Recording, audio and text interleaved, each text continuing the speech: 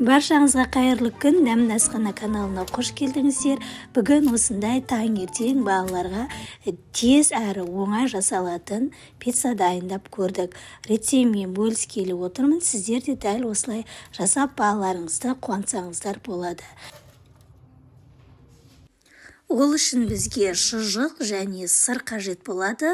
Шұжығымызды дәл осы видеода көріп тұрғандарыңыздай 4 бұрышты етіп турап алатын боламыз. Қалауларыңызша ұзынша етіп турасаңыздар да болады. Және сырымызды да осылай 4 бұрышты етіп турап аламыз.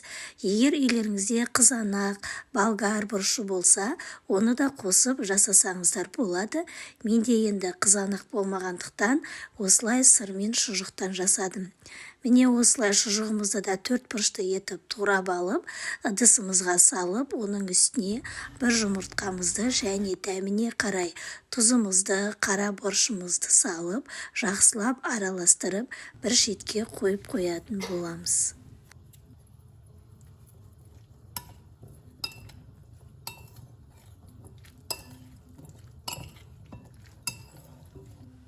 Енді майонез бен кетчупымызды бір ыдысқа салып, екеуін бірге жақсылап араластырып қойып қоятын боламыз.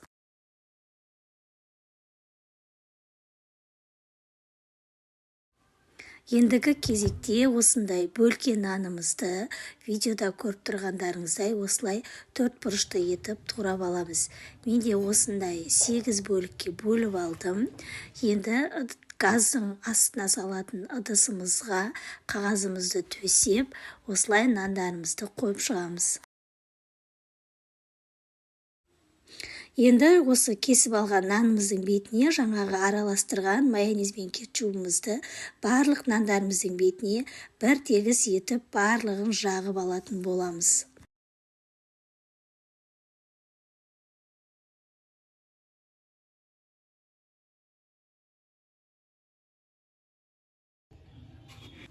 Міне мен барлығын жағып шықтым. Енді жаңағы турап қойған салмамызды барлығының бетіне бір тегіс етіп қойып шығамыз.